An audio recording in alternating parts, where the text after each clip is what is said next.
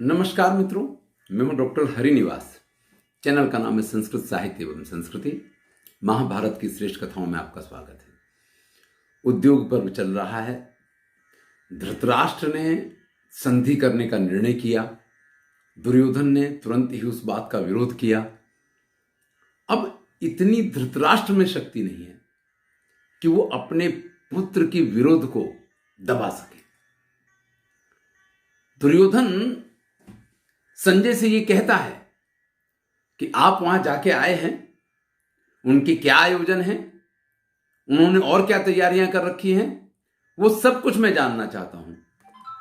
धृतराष्ट्र भी दुर्योधन के सुर में सुर पुराते हैं। तब संजय कहता है, मुख्यम अंधक वृष्णीनाम अपस्यम कृष्णमागतम चेकितानम च तत्रैव युधानम च सात्विकम। देखिए महाराज, सबसे पहले तो वहां जिसका सबसे अधिक वर्चस्व है वो अंधक और विष्णुवंशी लोग हैं। यानी श्री कृष्ण, सात्यकी और चेकितान, ये जो द्वारका के सभी योद्धा हैं, इन्हीं लोगों का वहां सबसे अधिक वर्चस्व है। और चेकितान और युधान सात्यकी, ये दोनों एक एक अक्षौहिणी सेना के साथ पांडवों के पक्ष में आए हुए हैं और उनके निर्णय बिल्कुल युधिष्ठिर के लिए जो भी करना हो वो करने के लिए तैयार हैं। पांचाल नरेश जो हैं वो भी अपनी एक अक्षौहिणी सेना लेकर के, उनका पुत्र दृष्टिद्युम्न, उनका पुत्र शिखंडी और 10 और जो उनके पुत्र हैं, उन सभी पुत्रों के साथ अपने 5 दामाद जो पांडव हैं उनका साथ देने के लिए तत्पर हैं।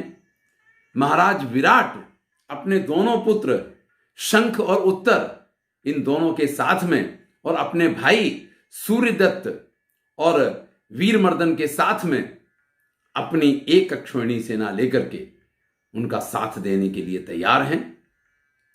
जरासंध का पुत्र सहदेव, धृष्टकेतु जो चेदिराज हैं, शिशुपाल का पुत्र है, ये दोनों एक एक अक्षौहिणी सेना लेकर के यहां आए हुए हैं।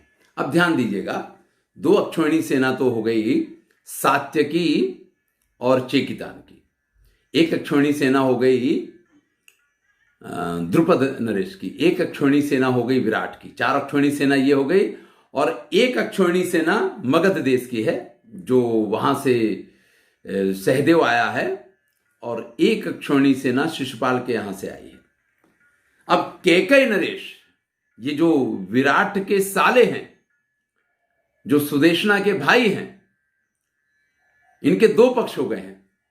एक पक्ष जो है वो कौरवों के पक्ष से लड़ रहा है, और ये 5 भाई जो मुख्य 5 भाई हैं, केकया भ्रातरः पंच सर्वे लोहित, लाल कलर के जिनके ध्वज हैं, एक अक्षौहिणी सेना लेकर के वो आए हैं। ऐसे कुल मिलाकर के 7 अक्षौहिणी सेना पांडवों के पास है। उन सब लोगों ने तो ये भी निर्णय कर लिया है कि किसको किसके साथ युद्ध करना है और किसको किसका कल्याण करना है। दृष्टिद्युम्न उनकी सेना के सेनापति होंगे और अपने बहनोइयों को जिताने के लिए वो कोई कसर बाकी नहीं छोड़ेंगे। भीष्म के लिए उनके पास शिखंडी है। ज्येष्ठ पुत्र युधिष्ठिर ने मामा शल्य के साथ भिड़ने का निर्णय किया है, वो शल्य का संहार करेंगे, ये निर्णय हुआ है। दुर्योधन और उनके सारे भाइयों यानी 100 कौरवों के वध का निर्णय भीमसेन ने लिया है। यह कार्य भीमसेन के पक्ष में है।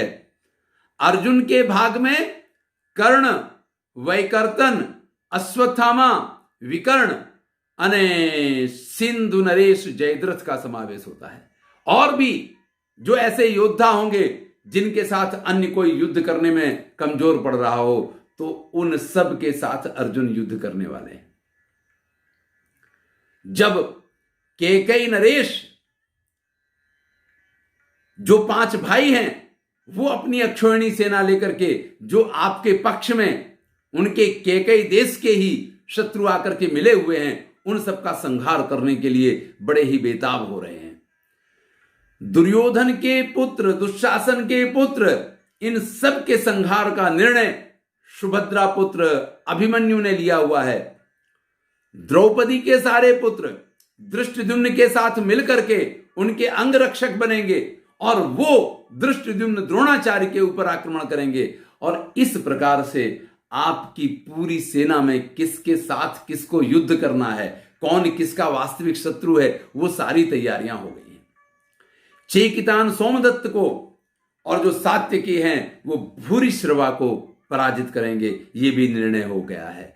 सहदेव जो माद्री पुत्र हैं उन्होंने रणभूमि में आपके साले शुबल पुत्र शकुनी को मारने का निर्णय किया है और उनके भाई उलू को मारने का निर्णय नकुल के पक्ष में गया है। अब तो भैया हम तो अभी युद्ध की तैयारियां कर रहे हैं, यहां तो एक एक योद्धा के नाम लिख के किसको कौन मारेगा, किसके साथ कौन क्या करेगा, ये क्या है? यहां तो तैयारियां यहां तक पहुंच चुकी हैं।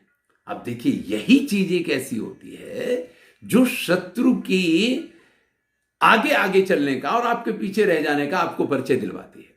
मैं फिर कहूंगा आपसे कि अगर अज्ञातवास का योग्य समय पे दुर्योधन सोते ना रह गया होता और 1 साल तक उसने कंटिन्यू प्रयत्न किया होता तो अवश्य ही वो पांडवों का पता लगा सकता था, लेकिन वो ये करने में असफल रहा, असमर्थ रहा, क्योंकि वहां पे उसने आलस्य किया है। जब कीचक मर गया, जब बहुत कम दिन बाकी रह गए, तब दुर्योधन जागा कि किसी भी तरीके से हमें पांडवों का पता लगाना चाहिए, क्योंकि वो अभी भी ये मान रहे थे कि उनके पास अभी तो बहुत समय बाकी है, जबकि वो समय पूर्ण हो गया था। यहां पे भी स्थिति इसी प्रकार की है कि हम तो अभी युद्ध की तैयारियां कर रहे हैं और वहां व्यूह रचना होने लग गई है। तब धृतराष्ट्र कहते हैं न संति सर्वे पुत्रा में मूढ़ा दुर्द्युत देविनः एषाम युद्धम बलवताम भीमेन रणमूर्धनि। मेरे पुत्र जो है ना वो द्युत क्रीड़ा में तो निपुण हो सकते हैं, लेकिन भीमसेन के साथ में रणभूमि में मेरे पुत्र युद्ध कर पाए, मुझे ऐसा नहीं लग रहा है। और फिर वही धृतराष्ट्र की स्थिति हो जाती है, क्योंकि उन्होंने इस प्रकार से जब वर्णन देखा है तो कहते हैं कि यस्मिन युधिष्ठिरो नेता गोप्ताचा मधुसूदन। युधिष्ठिर जिसके नेता हैं और स्वयं श्री कृष्ण जिनके रक्षक हैं, जिनमें युद्ध करने वाले भीम और अर्जुन जैसे महान योद्धा हों, और फिर एक एक योद्धा की याद करते हुए अंत में धृतराष्ट्र ये कहते हैं क्रोशतो मम दुष्पुत्रो युद्धमिच्छति संजय। मेरी तो यही समझ में नहीं आ रहा है कि मेरे ये पुत्र क्यों, इनकी बुद्धि इस तरीके से खराब हो गई है कि इन लोगों के साथ मैं इतना रो रहा हूं, गिड़गिड़ा रहा हूं, चिल्ला रहा हूं, मैं संधि की बात कर रहा हूं, और ये लोग हैं कि युद्ध का निर्णय करके बैठे हुए हैं। इनके साथ युद्ध कैसे किया जा सकता है? तब दुर्योधन कहता है उभौ स्व एक जातीयो यथोभौ भूमि गोचरो। महाराज मेरी ये समझ में नहीं आता है, भाई जिस भूमि पे पांडवों का जन्म हुआ उसी भूमि पे हमारा जन्म हुआ, जिस कुल में पांडवों का जन्म हुआ उसी कुल में हमारा जन्म हुआ है, फिर आप पांडवों को इस प्रकार से श्रेष्ठ क्यों मानते हैं? हमेशा उनको जीता हुआ और हमको पराजित ही क्यों आप मानते रहते हैं? पितामह हैं, द्रोण हैं, कृपाचार्य हैं, कर्ण हैं, दुर्जय हैं, जयद्रथ हैं, सोमदत्त हैं, अश्वत्थामा हैं। अरे भाई इतने महान महान योद्धा हैं जिनको रणभूमि में सारे देवता एक साथ आ जाएं तो भी उनको पराजित नहीं कर सकते हैं, और फिर भी आपको एक ही बात क्यों समझ में आती है कि पांडवों का विजय निश्चित है, पांडवों का विजय निश्चित है, हमारे पुत्रों का तो दिमाग खराब हो गया है। धृतराष्ट्र कहते उन्मत्त इव मे पुत्रो बिलपन्त्येष संजय नहीं शक्तो रणे जे तुम धर्मराजम युधिष्ठिरम। मेरा पुत्र तो पागल हो गया है संजय, मेरा पुत्र पागल हो गया, उन्मत्त इव मे पुत्रो। और ये जो कर रहा है ये उसका कोई प्लानिंग नहीं है, ये तो उसका विलाप है। ये रणभूमि में युधिष्ठिर का सामना नहीं कर सकता है किसी स्थिति में, ये युधिष्ठिर का सामना करे ये इसके बस की बात नहीं है। पितामह भीष्म इस बात को अच्छी तरीके से जानते हैं कि पांडवों को रणभूमि में पराजित नहीं किया जा सकता है, इसलिए कभी भी उन्होंने युद्ध का समर्थन नहीं किया है। और ये बार बार पितामह को आगे लेकर के, बार बार द्रोणाचार्य को आगे लेकर के ये बात करता है कि हम युद्ध में अवश्य विजय प्राप्त करेंगे। धृतराष्ट्र को भी इस बात का एहसास है कि ये जिन पितामह भीष्म पे, जिन द्रोणाचार्य पे, जिन कृपाचार्य, जिन अश्वत्थामा पे ये फूल रहा है, ये लोग वास्तव में युद्ध करने के लिए तैयार नहीं है, क्योंकि ये सब पांडवों को प्रेम करते हैं, पांडवों के गुण उत्तम हैं और उनको ये सब प्रेम करते हैं। ऐसे में दुर्योधन के पक्ष से अगर ये युद्ध करने भी जाएंगे तो उस युद्ध में ये कुछ भी दुर्योधन के पक्ष में करके देंगे ऐसा नहीं है। ऐसा अंदर से धृतराष्ट्र को एहसास है। वो संजय से कहता है कि संजय और बताओ कि उनके यहां क्या ऐसा है जिसके कारण वो इतने अधिक उत्साह में हैं। तब संजय कहता, धृष्टद्युम्ना सदैवेतान संदीपयति भारत। धृष्टद्युम्न जिनको सेनापति बनाया है वो हमेशा इनको उत्साहित करते रहते हैं, एक एक योद्धा को, एक एक सैनिक को, कि रणभूमि के लिए वो हमेशा 24 घंटे सज्ज रहें, तत्पर रहें, तैयार रहें। कभी भी किसी भी क्षण युद्ध शुरू हो सकता है और जब युद्ध शुरू होगा तो फिर ऐसा ना हो कि अभी तो ये बाकी रह गया, अभी ये बाकी रह गया। तो उनका उत्साह बढ़ाने के लिए धृष्टद्युम्न हमेशा तैयार रहते हैं जो उनके सेनापति हैं, और यही कारण है कि उनकी सेना में अदम्य उत्साह देखा जाता है। धृतराष्ट्र फिर कहते हैं कि भाई जो देखिए अपने पक्ष की सारी चीजें वो देख रहे हैं। जैसे संधि का प्रस्ताव आया, पितामह भीष्म ने कहा कि संधि होनी चाहिए, द्रोणाचार्य ने कहा संधि होनी चाहिए। यहां लड़ने की बात सिर्फ कर्ण करता है, यहां लड़ने की बात सिर्फ दुर्योधन करता है, यहां लड़ने की बात बहुत से बहुत दुशासन करता है। यहां कोई लड़ने के लिए उत्साह में ही नहीं है, और वहां सब लोग जो हैं एकदम सज्ज तैयार बैठे हुए हैं। युधिष्ठिरा साधु नैवाभ्युपेयो मावो बधीद अर्जुनो देवगुप्ता राज्यम ददध्वम धर्मराजस्य तूर्णम याचक्षध्वम वै पांडवम लोकवीरम। महाराज उन धृष्टद्युम्न ने आपके लिए संदेश भेजा है कि या तो युधिष्ठिर को उनका राज्य आप वापस दे दीजिए, नहीं तो अर्जुन स्वयं देवता लोग जिसकी रक्षा में तत्पर रहते हैं उसका तो तुम कुछ बिगाड़ नहीं पाओगे, लेकिन तुम्हारा पूरा पुत्र पौत्रादि के साथ जो संपूर्ण राज्य है वो पांडवों के हाथों नष्ट हो जाएगा। इसलिए महाराज मैं तो यही कहता हूं कि जो आपने एक निर्णय लिया है उस निर्णय पे आप बने रहें। धृतराष्ट्र तुरंत ही दुर्योधन को समझाने की कोशिश करते हैं। दुर्योधन निर्वर्तस्व युद्धाय भरत सत्तम। अरे दुर्योधन, तुम इस युद्ध से पीछे हट जाओ, ये युद्ध का निर्णय योग्य नहीं है। नहीं युद्धम प्रशंसन्ति सर्वावस्था अरिंदमम। भाई युद्ध ही व्यक्ति के जीवन का अंतिम निर्णय हो सकता है, पहला निर्णय नहीं हो सकता है। अगर हमारे पास और कोई मार्ग ना बचे और कोई रास्ता ना बचे तो ही हमें युद्ध करना चाहिए। इस प्रकार से युद्ध के लिए तत्पर जैसे तुम हो, इस प्रकार से युद्ध के लिए तत्पर नहीं हुआ जा सकता है। जब धृतराष्ट्र बहुत दुर्योधन को समझाने की कोशिश करते हैं तो दुर्योधन स्पष्ट कह देता है, ना हम भवती न द्रोणे ना स्वत्थाम्नि न संजये न भीष्मे न च काम्बोजे न कृपे न च वाल्मीके। मैं आपके दम पे, गुरु द्रोणाचार्य के दम पे, अश्वत्थामा के दम पे, या संजय या भीष्म या कंबोज नरेश या कृपाचार्य या वाल्मीकि देश के दम पे मैंने ये युद्ध नहीं छेड़ा है।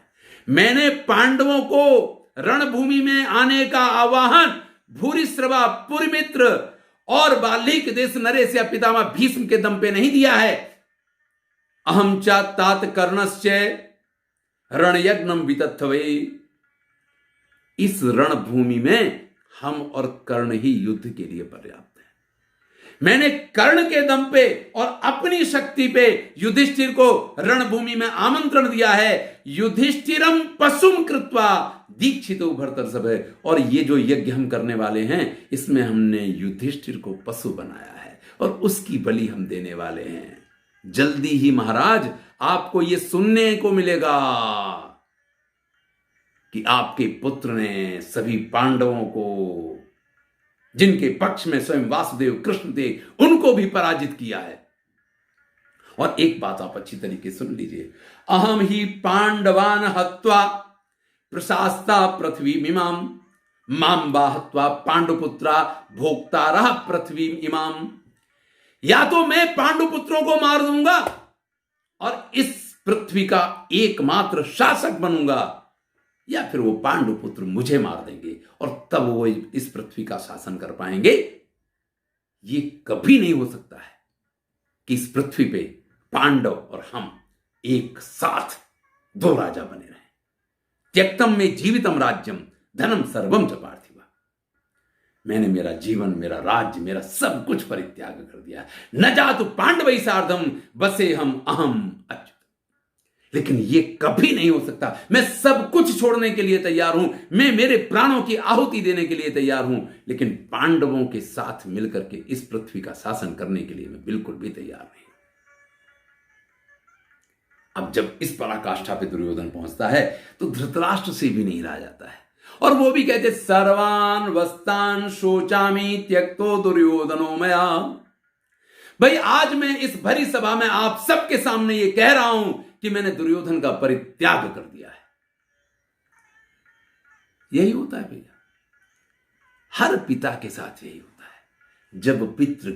जब पुत्र किसी गलत मार्ग पे चलता है तो पिता को ऐसा लगता है कि इसका तो परित्याग कर देना चाहिए, और कई बार वो परित्याग कर भी देता है, लेकिन उस परित्याग पे टिक नहीं पाता है। धृतराष्ट्र यहां कह रहे हैं मैं सबकी उपस्थिति में त्यक्तो दुर्योधनो मया, मैंने दुर्योधन का परित्याग कर दिया है। ये मंदम अनुयायध्वम यांतम वैवस्वत क्षयम। जो व्यक्ति इस दुर्योधन का अनुसरण करेंगे वो सभी यमलोक में जाएंगे, ऐसा मेरा मानना है। अब यहां पे धृतराष्ट्र ने ये बहुत बड़ी बात कह तो दी है कि मैंने दुर्योधन का परित्याग कर दिया, लेकिन क्या वास्तव में वो ऐसा कर पाए? अगर वो ऐसा कर पाते तो शायद अपने बाकी के पुत्रों के वो प्राण बचा सकते थे। सभी 99 नहीं, जो दुर्योधन के साथ खड़े रहते, ऐसे उनके पुत्रों की मृत्यु संभवतः हो जाती, लेकिन कुछ पुत्रों के तो प्राण वो बचा ही सकते थे, ये संभव था। लेकिन कहने के लिए धृतराष्ट्र ने ये निर्णय लिया, लेकिन जब इसको प्रयोग में लाना था तो वो इस निर्णय को प्रयोग में नहीं ला पाए हैं। अत्यंत व्याकुल धृतराष्ट्र पूरा दिन निकल गया है इसी चर्चा विचारणा में, कुछ नहीं होता है। शाम का समय हुआ, संजय के साथ बैठे हुए हैं और वो कहते हैं कि संजय और कुछ मुझे सुनाओ। ये अर्जुन, ये श्री कृष्ण, ये क्या सोचते हैं, ये क्या कहते हैं, इन्होंने कुछ कहा है? तब कहता है कि महाराज, अर्जुन मेरे सखा हैं। वैसे उनके भवन में जहां श्री कृष्ण और वो दोनों लोग होते हैं वहां किसी और को जाने की अनुमति नहीं है। स्वयं अभिमन्यु भी वहां नहीं जा सकता है। लेकिन मैं जब वहां पहुंचा जाकर के तो द्वारपालों ने मुझे अंदर भेजा। अंदर जाकर के मैंने देखा श्री कृष्ण के पैर अर्जुन की गोद में थे, अर्जुन के पैर द्रौपदी की गोद में थे, और वहीं सत्यभामा भी विद्यमान है। ये एक अद्भुत दृश्य था। ये इस बात की सूचना देता है कि वो लोग अभी भी कितने निश्चिंत हैं, उन लोगों को किसी चीज की चिंता नहीं है। संजय के इस वर्णन से ये बात आपको मालूम पड़ती है। वहां पे अर्जुन ने मुझे बैठने के लिए बहुत सुंदर सोने की पीठिका दी, लेकिन मैंने उस सुवर्ण पीठ का सिर्फ हाथ से स्पर्श किया। कांचनम पादपीठम तु पार्थो में प्रादिशत तदहम पाणिना स्पृष्टा ततो भूमा उपाविशम। और फिर मैं पृथ्वी पर ही वहां बैठ गया, क्योंकि वो जो तेजस्विता थी, वो जो वैभव है, उसमें सोने की पीठ पे बैठना ये तो मेरे लिए संभव ही नहीं था। मैं वहां पृथ्वी पे बैठ गया। तब मैंने उन लोगों की जो बातें सुनी या उन्होंने जो संदेश मुझे दिया है, आपको वो भी सुनाता हूं। अर्जुन ने स्पष्ट कहा है कि दुर्योधन से कह देना कि अब उसके पास और कोई मार्ग नहीं। अर्जुन की बात पूरी हो उससे पहले कृष्ण ने यह कहा है कि जब कौरवों की सभा में द्रौपदी का वस्त्राहरण हो रहा था, तब द्रौपदी ने जो मुझे गोविंद कह के बुलाया है, वो ऋण अभी तक मेरे ऊपर बाकी है, और वो ऋण मुझे अभी पूर्ण करना है।